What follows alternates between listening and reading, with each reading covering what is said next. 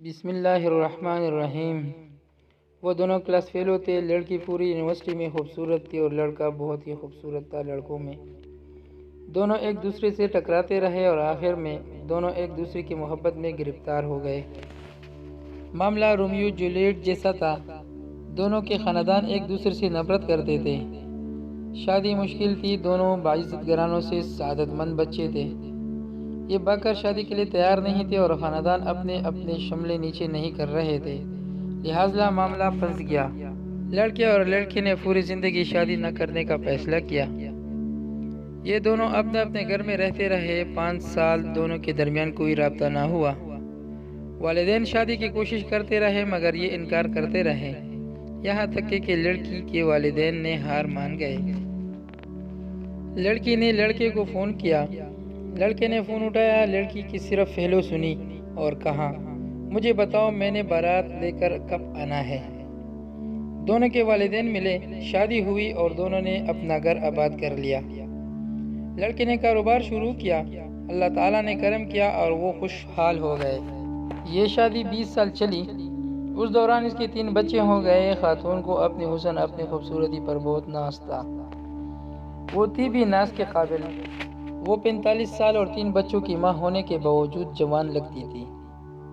خاوند بھی روز اول کی طرح اس پر فریفتہ تھا۔ وہ روز جی بھر کے بیوی کی تعریف کرتا تھا، لیکن پھر ایک دن وہ ہو گیا جو نہیں ہونا چاہیے تھا۔ خاتون کی چھوٹی سی گلٹی نکلی اور یہ گلٹی پھیلتے پھیلتے ناسور بن گئی۔ ڈاکٹروں کو دکھایا، ٹیسٹ ہوئے، پتہ چلا خاتون جلد کے کینسر میں مبتلا ہے۔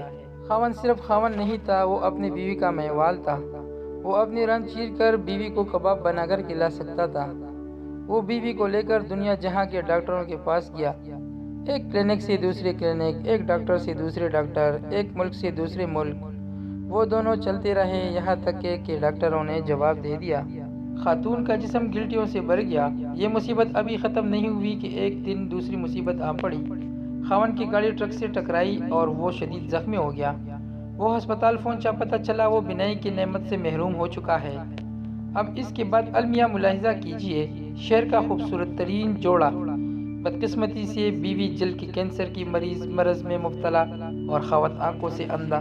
لوگ انہیں دیکھتے تھے تو کانوں کو ہاتھ لگاتے تھے، لیکن یہ دونوں اس کے باوجود مطمئن تھے۔ یہ ہر روز صبح باغ میں واک بھی کرتے تھے، سنیما بھی جاتے تھے اور ریسٹورنٹ میں کھانا بھی کھاتے تھے۔ بیوی خاوند کا ہاتھ پکڑ کر 7 سال چلتی تھی۔ وہ اسے گائیڈ کرتی تھی اور خاوند بیوی کی گائیڈنس پر چلتا تھا۔ یہ سلسلہ بھی کئی ماہ تک چلتا رہا، لیکن پھر بیوی نے خاوند سے ایک عجیب مطالبہ کر دیا۔ وہ اکیلی سوئٹزرلینڈ جانا چاہتی تھی۔ خاوند نے وجہ پوچھی۔ بیوی کا کہنا تھا وہ 10-15 دن کے لیے اکیلا رہنا چاہتی ہے۔ خاوند نے اس کے ساتھ جانے کی ضد کی، لیکن وہ نہ مانی۔ اصرار اور انکار بڑھتا رہا، یہاں تک کہ آخر میں وہی ہوا جو اسے معاملات میں ہوتا ہے۔ خاوند نے بیوی کو اجازت دے دی۔ بیوی سوئٹزرلینڈ چلی گئی۔ خاوند نے وہ 10 دن بہت مشکل سے گزارے۔ وہ شادی کے 20 برسوں میں ایک دن کے لیے بھی اکیلا نہیں ہوئے تھے۔ یہ ان کی جدائی کے پہلے 10 دن تھے۔ یہ 10 دن پہاڑ تھے۔ خاوند اس پہاڑ تلے سسکتا رہا۔ 10 دن بعد بیوی نے آنا تھا۔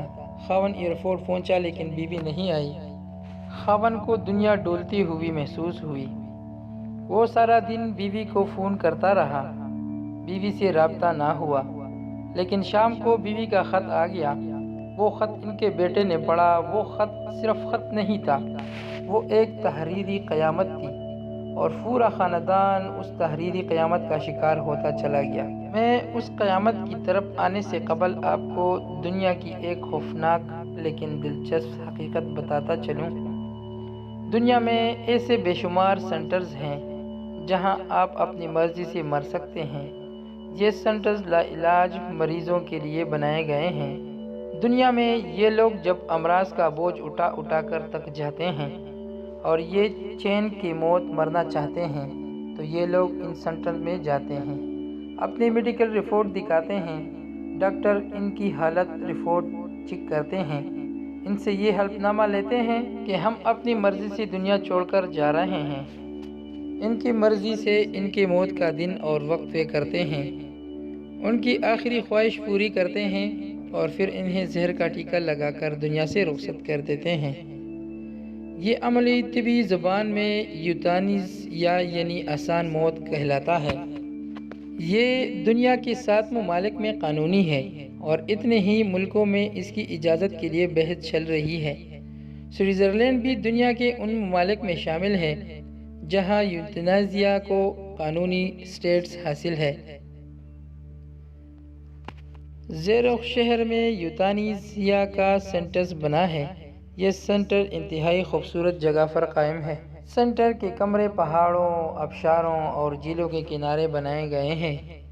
مریض بیڈ پر لیٹ کر زندگی کی آخری صبح اور شامیں دیکھتے ہیں اور آخر میں مہربان ڈاکٹر اور نرسوں کے ہاتھوں میں زندگی کی سرحد پار کر جاتے ہیں۔ وہ خاتون بھی یوتانیزیا کے لیے سوئٹزرلینڈ گئی تھی۔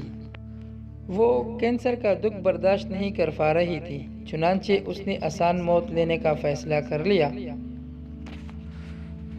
کینسر کا دکھ برداشت نہیں کر پا رہی تھی، چنانچہ اس نے آسان موت لینے کا فیصلہ کر لیا۔ وہ زیرو گئی۔ زندگی کے آخری 10 دن گزرے اور عین اس وقت اپنے لیے موت کا تعین کر لیا جب اس کی فلائٹ نے وطن کی مٹی کو چھونا تھا۔ ادھر فلائٹ اتری اور ادھر وہ زندگی کی سرحد پار کر گئی۔ خاتون کا آخری خط بیٹے کے ہاتھ میں تھا۔ وہ سسکیاں لے لے کر خط پڑھتا رہا اور خاوند سر جھکا کر اپنی بیوی کا ایک ایک لفظ سنتا رہا۔ بیوی نے اپنی پوری زندگی کا احاطہ کیا۔ اس نے بتایا وہ جب پہلی بار یونیورسٹی میں ملے تھے تو اس دن کیا محسوس کیا تھا، وہ یونیورسٹی میں لڑتی کیوں تھی اور وہ کون سا دن تھا جب لڑتے لڑتے اس سے محبت ہو گئی۔ اس نے فراق کے وہ 5 سال کیسے گزارے تھے اور اس نے شادی کے بعد اپنے بچوں کو ملازموں کے رحم و کرم پر کیوں چھوڑ دے رکھا تھا۔ میں اپنی محبت کو تقسیم نہیں کر سکتی تھی، میں تمہارا حصہ اپنے بچوں کو نہیں دے سکتی تھی۔ اس نے 20 سال کی ازدواجی زندگی کس مسرت اور سرشاری میں گزاری اور پھر جب اسے پہلی گلٹی نکلی تو اس نے کیا محسوس کیا۔ وہ خود کو روز بروز بدصورت ہوتا ہوا دیکھتی تھی تو اس کے دل میں کیا گزرتی تھی۔ وہ قدرت کا یہ فیصلہ بھی سہ چکی تھی، لیکن پھر عجیب واقعہ ہوا۔ آپ نے پہلے بچے بورڈنگ سکول میں بھیج دیے۔ میں جانتی تھی۔ آپ نے یہ فیصلہ کیوں کیا؟ آپ نہیں چاہتے تھے میرے بچے مجھے اس حالت میں دیکھیں اور پھر میں ان کی آنکھوں میں اپنے لیے ترس دیکھوں۔ پھر آپ ملازموں کو رشوت دیتے تھے اور وہ روزانہ کوئی نہ کوئی شیشہ توڑ دیتے تھے۔ میں آپ سے شیشے لگوانے کا کہتی تھی، آپ ہنس کر ٹال دیتے تھے۔ یوں آہستہ آہستہ گھر سے سارے آئینے غائب ہو گئے۔ آپ نہیں چاہتے تھے میں آنکھوں میں اپنی بدصورتی دیکھوں۔ بات اگر یہاں تک رہتی تو میں بھی برداشت کرتی، لیکن آپ نے آخر میں عجیب کام کیا۔ آپ نے ایکسیڈنٹ کیا اور خود کو اندھا ڈکلیئر کر دیا۔ میں جانتی ہوں آپ کی آنکھیں ٹھیک ہیں۔ آپ مسلسل 6 ماہ سے اندھے پن کی ایکٹنگ کر رہے ہیں اور میں یہ بھی جانتی ہوں آپ نے ایسا کیوں کیا۔ آپ نہیں چاہتے تھے میرے دل میں ایک لمحے کے لیے بھی یہ خیال آئے میں آپ کو بدصورت دکھائی دے رہی ہوں یا میں آپ کی آنکھوں میں اپنی بدصورتی کو پڑھ لوں۔ چنانچہ آپ اندھے بن گئے۔ آپ کا یہ مصنوعی اندھا پن محبت کی انتہا تھی۔ میں یہ برداشت نہیں کر سکی۔ چنانچہ میں نے دنیا سے رخصت ہونے کا فیصلہ کر لیا۔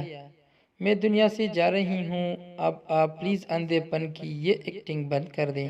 یہ خط پکڑیں اور خود پڑھنا شروع کر۔